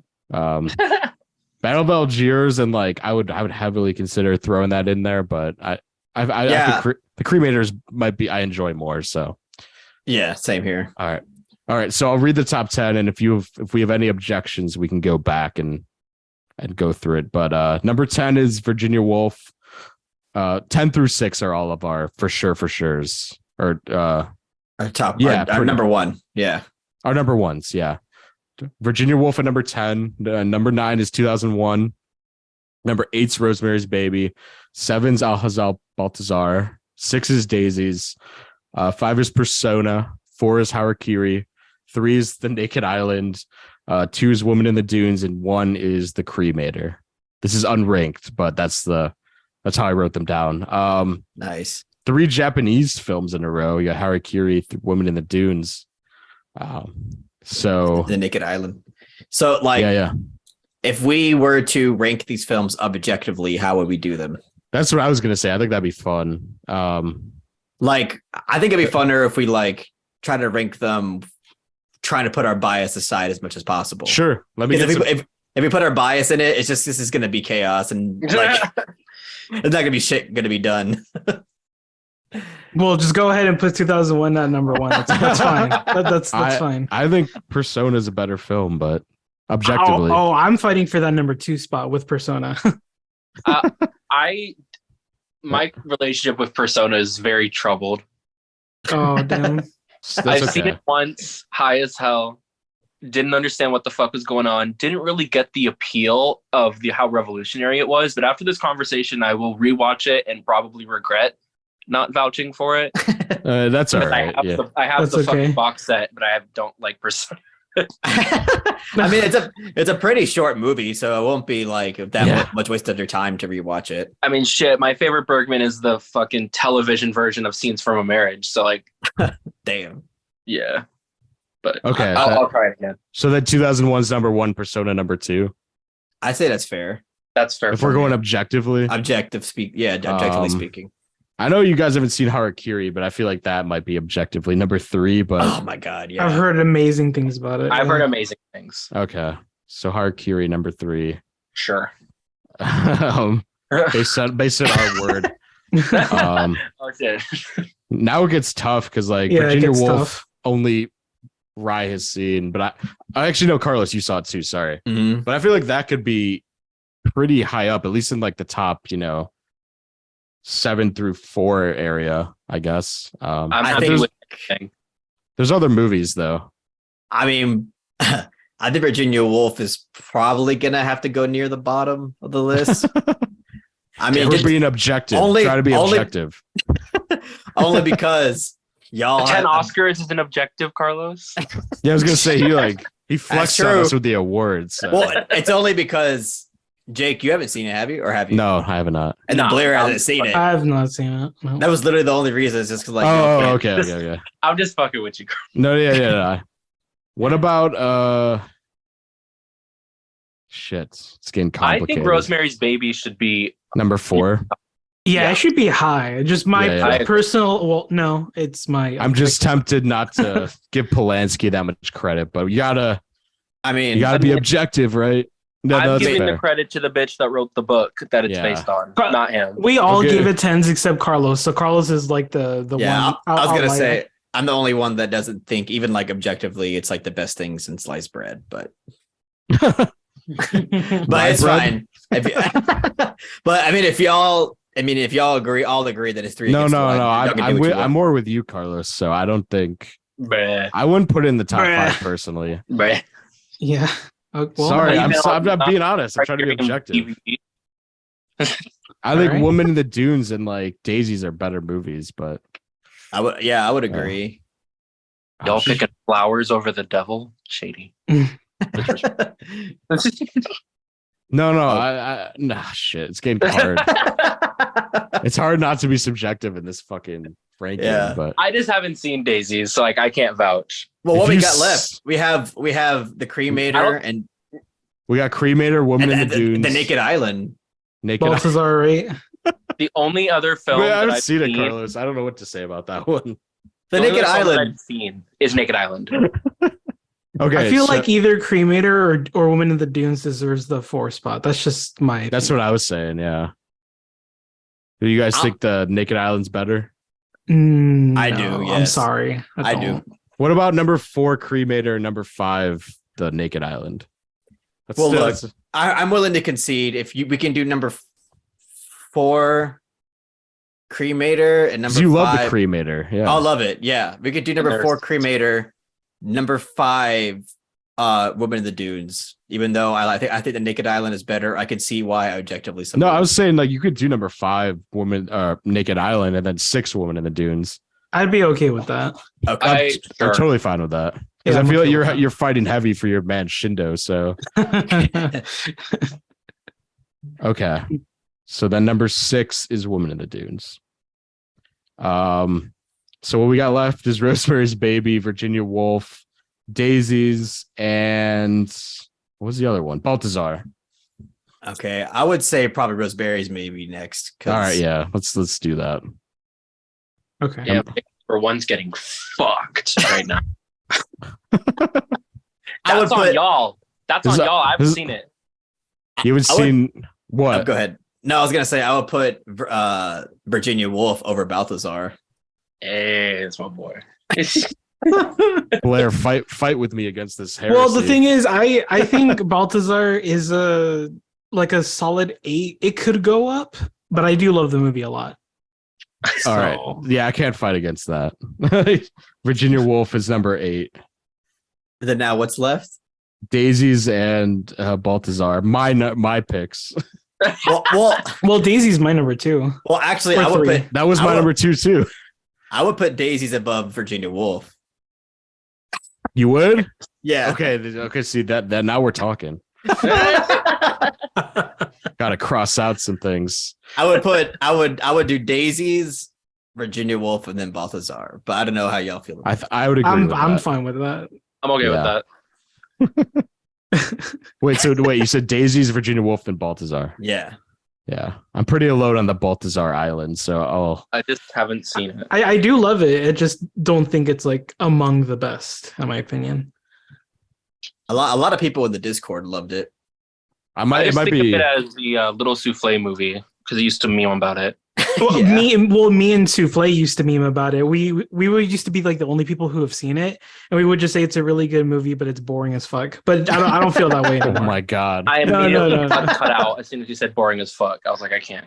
No, it's not. It's really No, not. I think objectively it's number 10, but like personally, it hit me in such a place that I had to fight for it. So I want to see it now, but like before, no, I don't know. man, there's still bias against the donkey pictures, aren't there? Well, I love donkey movies. Donkey. I haven't seen EO yet. I haven't seen EO yet either. Oh. Oh my god, what the fuck? I'll probably blind by the criterion because I could have Balthazar and EO next to each other. Yeah. Oh shit! EO's, I EO's love you. And then Donkey. the sequel Donkey to Skin, yeah. Balthazar. In Triangle of Sadness. Yes, which I walked out of. Hot take. Damn. Wait, you walked out of Triangle of Sadness? I surely did. I went into an Uber that was $30, went all the way to the Alamo Draft House, and then 30 minutes in said, I Wow. walked out. You blew like $50 or something there. I certainly did. I was That's mad as hell. I respect that. Because I not didn't a- like it rewatched it. either. I'm not a huge fan of that movie, so I agree with you. Damn. Dude, I fucking loved that movie. And like after watching it, I was like, I can't wait to watch this with Jen. I feel like she's gonna love it. Then I watched it with her, and she was like, "eh." I was like, "Damn it!" I I was don't hate- raving about it so much, and I mean, I still love the movie to death. So Yeah, same here. I need to fucking loved finish it. Yeah, it. what part did you walk out of? Like when they're on the boat? This was like 10 minutes in to them being on the boat. I was like, I got over thinking the guy was hot, and then I was just uninvested. Like, I was like, Ryan's they're- like, I am not vibing with this. I'm not vibing with this. I've just never vibed with Ruben Östlund as a director as much at all. So I'm just like, he's never struck a chord with me yet. So maybe I gotta. I've never seen The Square. I gotta see that. I hate. I've always thought The Square looked interesting. What? The Square. I can't wait to watch this. Horrendous picture. Oh my Damn. God. Yeah, I feel like I'm gonna love it. Honestly, I don't even if you love Triangle of Sadness, I could never vouch for The Square. It's like one of the most boring movies I've ever seen. Have you ever seen Uncle Boon Me? This Carlos. Just kidding. I haven't seen it. I'm just memeing on it. Okay. It won the Palme, but like I feel like a lot of Palme choices were bad, including Triangle of Sadness should not have won the Palme, in my opinion. So did Uncle Boon Me. Uncle Boon Me. Yeah. What did it beat? What did it beat that year? Something more boring, I guess. Yeah. Yeah, damn. I've never seen it. I'm just fucking around. I want to see Uncle Boomy. I really loved Memoria. I thought that was great. They're pretty different. I'd say Uncle Boonme is probably even slower than Memoria. So, have you seen Tropical Malady? No. That film's incredible, in my opinion. It is slow cinema, though. Yeah, a Pitcher Pong just seems to be fucking slow cinema, but I like Memoria. I don't love it, but I do love Uncle Boonme like a lot. So. I really liked it too. You really got to test your patience though with that director for sure. Memoria and Boonme both have bruh moments, like big bruh moments. Dude, my theater cheered at that moment in Memoria. I haven't even seen it, but it was spoiled like to death in the Discord, so now I know exactly what it is. Yeah, it's pretty. I don't even fucking know, dude. It's like a troll. It's like a big troll on the audience, kind of. Well, the Boonme one I actually love. But the Memoria one is, yeah, it's something. Yeah. What's your guys' favorite Palme d'Or winner that you can think of in the past few years? I have a list. Let me see. Yeah, can you name? I'm actually blanking on a few. Past few years. Well, any really, yeah. Well, Titan's pretty great. Yeah, Titan's incredible. I love Parasite, obviously. Dancer in the Dark. Shit, that won the Palme? Oh, yep, yeah. Yeah. Did it Secrets and Lies win the Palme? Yeah, I was just about to say that. Yeah, it did. Yeah, that's my favorite probably. Yeah, I was gonna say my top two I have are 4 months, 3 weeks, 2 days. Oh shit. And Secrets and Lies. Tree of Life also won. Yeah, that's my number 3. Tree of Life won too. Wow. Taste of Cherry. Yep. The Taste of Perry. Yeah. I mean, there's also some good ones. Elephant and Amore. Yeah, Amore's good. Dancer in the Dark. Yeah. Paris, Texas, dude. Paris, Texas. I know it's not recent, but the older ones are fantastic. I know all that jazz should have won. But no, it won. I thought Apocalypse Now won. I'm reading a list and it says both All That Jazz and Apocalypse Now are on there. What the fuck? Yeah. That's amazing. 79, 180. That's incredible. Oh. I don't know. Personally, this list is trolling me. Sorry. No, I think there's 2 winners that year. I think you're right.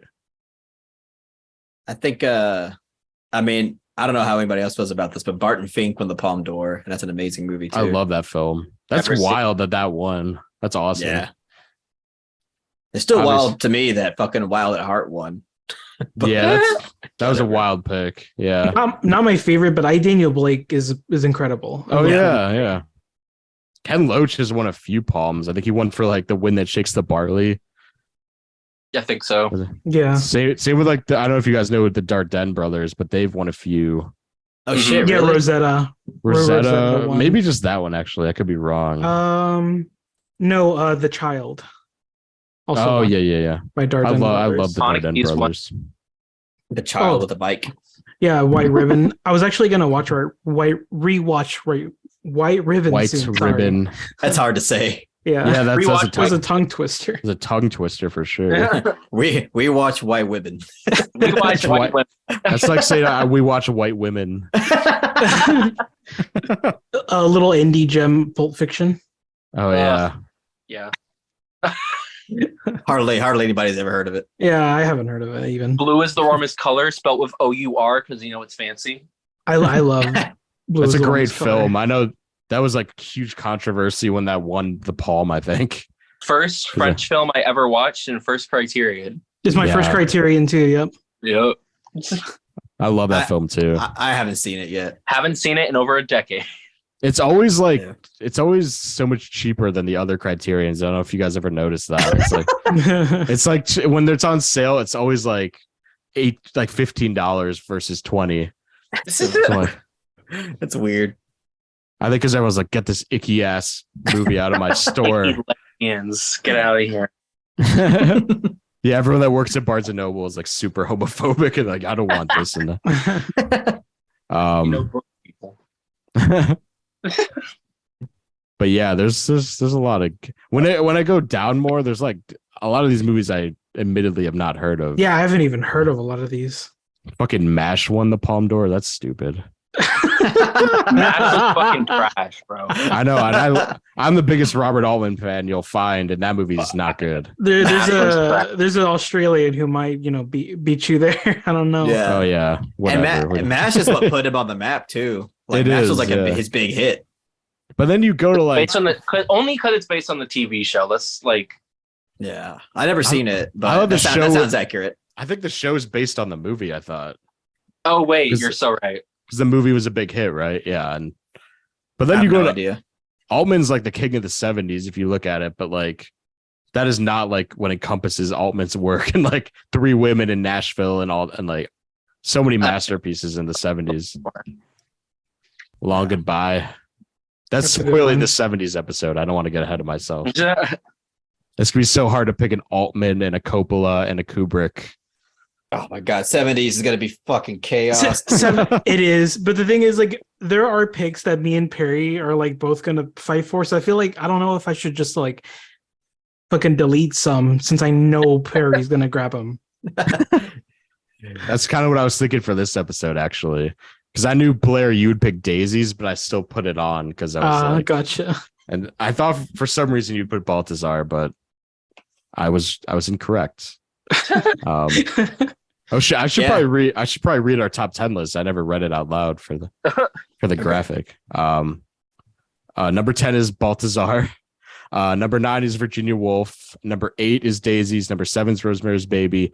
Number 6 is Woman in the Dunes. Number 5 is The Naked Island. Number 4 is The Cremator. Number 3 is Harakiri. 2 is Persona. And 1 is a little film called 2001, The Year We Made Contact. Yeah. directed by Stanley Kubrick. Stanley Rubik's Cube. So melt your brain in half. Yeah. Dude, fucking that's a pretty damn good list if I don't say so myself. I think it's a very good list. Yeah, I really like it. From all the films I've seen, I pretty much love all of them. And the ones that I haven't seen, I'm dying to watch. So I think it's a great and we got a lot of Japanese and like foreign films on here. So yeah, that's awesome. Like you got some like popular, obvious ones that should be on there, and then you got like some gems sprinkled out through that list. So that's pretty awesome. I feel like Daisies and like The Cremator wouldn't be on a lot of people's lists. Yeah. Or The Naked Island even. Yeah. Oh yeah, for sure. Is Shindo gonna come back in the 70s? Is there another is he gonna have a renaissance? Actually, I don't know. I don't think so. Maybe Perry will pull out one that's like no one has seen. Like the 70s. Yeah, I haven't seen any of Shindo's work outside the 60s. I don't even know if he made any 70s films. Yeah. You always hear about the big three. He's like a 3-hit wonder, as they say. The Holy Trinity. The Holy Trinity. Anyway, I guess that wraps it up. That's the list. And thank you all for doing this. It was a blast once again. Hell yeah. Hell yeah. I guess plug time. Rye, thank you so much for coming on. Like, what do you want to plug? Like your Letterboxd or anything like that? Sure. My Letterboxd for subpar reviews. My Letterboxd is my full name because I like to dox myself on the internet. Ryan Oliveira 3. That's me on Letterboxd. Go follow Rye. Blaire, anything you want to throw out into the world? Just my Letterboxd as well. It's melancholia _ exactly just that. no, weird ways of spelling it, whatever. Director Lars von Trier. I have no idea why I chose that name, but whatever. It's a great movie. Yeah, it is a great movie, but it's a weird name. And Carlos, of course, you know who he is if you've watched this whole podcast before. I just met this. Who man. is this fucking guy? Actually, Join the Discord. Haven't known him my whole life. Sorry. Yeah, your cousin from childhood. Who the fuck is this guy? $5 a month on Patreon. Join the Discord. It's a blast. Yes, sir. Yeah, definitely join the Discord. All three of these wonderful people are a part of the Discord, and they love it. I would say. I do. I'd rate it a 0.5 star on Yelp. No, I'm joking. I love it. Oh, we should make like a Yelp for the Discord and people like Google reviews for the Misfit Pond. I also want to say, Carlos, like, congratulations for getting into another film festival. Oh, hell yeah, thank you. Yes, sir. If you want to, I don't know if you want to plug that at all or like talk about the festival coming up. I mean, first of all, yeah, this is the second film festival that my short horror film Solita has got selected into. Really excited to see what the future is with that film and how many film festivals it'll get into. But yeah, it just got done playing at the Renegade Film Festival at the beginning of March, and that was an awesome experience. Got to meet people from everywhere. I got to meet people from like LA. Like a bunch of people like flew out there just to go to the festival, which is pretty cool. Nice. Yeah. But anyway, yeah. So the one coming up is called the Georgia Shorts Film Festival. That's happening May 14th, I believe, on a Sunday. I don't know which block it's playing in, but like, as soon as I know, I'll like post on YouTube and other places. But yeah, it's gonna be playing during one of the blocks, and it's not even a horror film. I think this is the first film festival that I'm a part of that isn't just strictly like a horror film festival, because the Renegade Film Festival, that technically wasn't like strictly a horror, but it pretty much was. Like, it was mostly kind of like violent, weird / horror movies. But this one like is a film festival that includes like all kinds of genres, like fucking drama, comedy, horror, sci-fi, everything. So that's pretty cool. But yeah, thanks. I appreciate it. I'm looking forward to the experience. It's a pretty wild experience, let me tell you. To see your film like being screened like on a big screen like that in front of everybody, like reacting to it, and then like coming up afterwards to talk to you about your movie is kind of surreal. That's crazy. Absolutely. Yeah. I've had the pleasure of having shorts that I've wrote and worked on screened at a festival, and then you do like I think I saw you were doing like a little Q&A and stuff, yeah. And I've related to that so heavily, where you get up there and you're like, oh shit, there's like a whole crowd of people that just watch my work, and yeah, it's always pretty surreal. So yeah, it's a fun time. It's exciting that you're doing all these like festival runs. So yeah, and if you want to support Carlos with that, I think it's linked on your channel, right? Like you could find the link to the short and all that stuff, I think. Yeah. Right now it's still public on my channel. I'm probably gonna take it down in the next like 2 or 3 weeks. But like I usually just like temporarily take it down for like a month, and just depending on me waiting for what festivals say about my movie. But yeah, right now it's open. So if you just go to my channel, or if you just go on the YouTube tab and type in Solita horror films, at the first thing they come up. But if you don't do that, I have a playlist on my channel where it's like all my short films. I have 4 on that playlist. Yeah, go check it out. Leave me a comment, leave me some feedback, let me know what you think. But yeah. Absolutely. Ryan, thank you for coming on as a guest. You were really, really well spoken and hilarious. I'll definitely have you back as a guest. I appreciate it, and thanks for having me. Absolutely. And Carlos and Blaire, as always, thank you guys for doing this. And I honestly cannot wait to do the 70s. I'm already having like anxiety about what the fuck I'm gonna put in the top 5. I know Blaire, you said you already did it, and I'm like, man, I mean, it's gonna change. Honestly, I'm gonna revisit it. Yeah, having those second thoughts before it happens. And real quick, I got a plug for the Cinebums. Actually, our new website is live. If you go to cinebums.com, we are posting all of our content there, but we're also trying to do more like written work, like blogs and like funny blogs about film. So if you're a writer out there and you want to like write any spots for our blog, definitely let me know.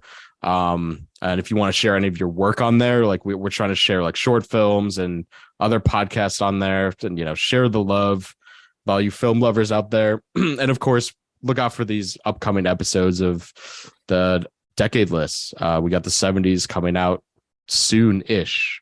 Within the next few weeks, you'll see that. So yeah, thank you guys for listening, and don't forget to rate, review, and subscribe to the podcast.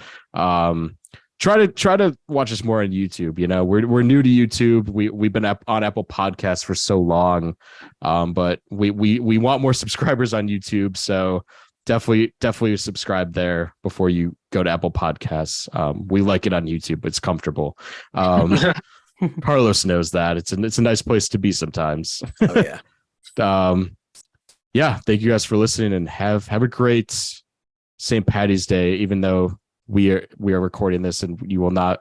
That doesn't make sense. Always forget that it doesn't go out the same fucking day. Whatever. Have a good life. Have a day. Get out of here. Have a day. I can't be nice without fucking up.